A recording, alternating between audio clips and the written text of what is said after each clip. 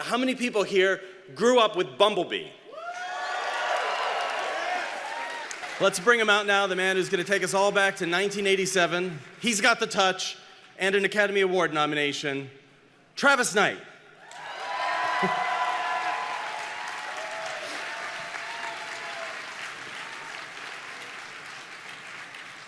I was a child of the 80s, so I grew up loving that first wave of Transformers. And for me, I thought it was magical. I thought it was wondrous. I'd never seen anything like it. And so for me, you know, with a smaller cast, knowing there was going to be some high-octane action sequences where we have these robots smashing into each other, I wanted to make sure that at a glance, every single one of them, you could tell who they were. Every single one of them had to have its own unique silhouette, its own unique color scheme, so you always knew what was going on screen.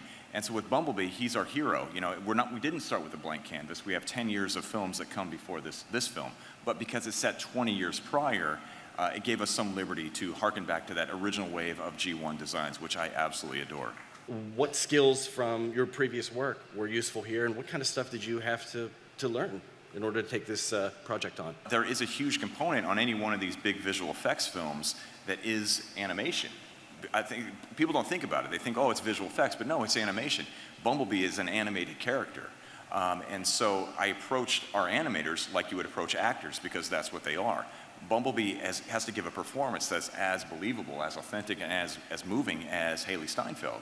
So approaching it from that prism, really making him feel like an emotional creature, I do think it allows the audience to attach more meaningfully to this character and hopefully forge a more emotional connection with him. It's an origin story. We find out who he was before he met us, and then his experience, why he becomes the character he becomes because of this journey that he goes on over the course of the film. And we really give us an opportunity to take a deep dive into this character and understand what he's about. And it's a way of looking at Transformers that I don't think we have before. For fans of the series, you can come into this film not knowing anything about the Transformers and still enjoy it. But for fans of the franchise, the stories, the comic books, the toys, there are all manner of layers in this film that people can enjoy. And so as someone who grew up loving these things, it was a field day. I felt like I was a kid who was playing with my toys just on a big stage.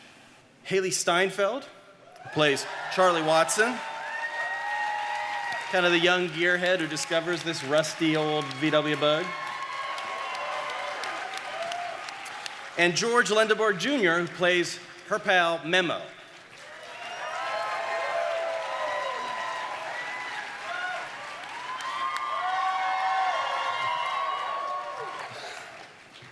We meet Charlie Watson as your sort of typical misunderstood teenager, and she has experienced a major loss in her life, and she's constantly trying to basically find that freedom that she craves and fill that gap of loss with love or friendship or someone that understands her and sees her.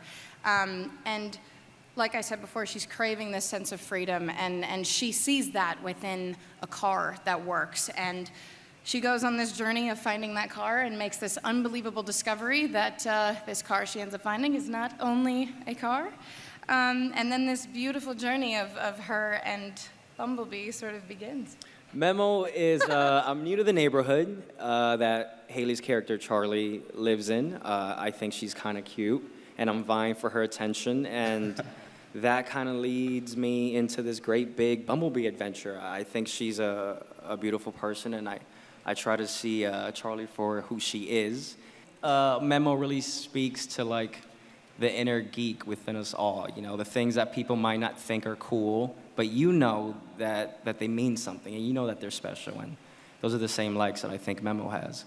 This is a character that is finding who she is and what her place is in this world and finding her voice, so to speak, and so is Bumblebee.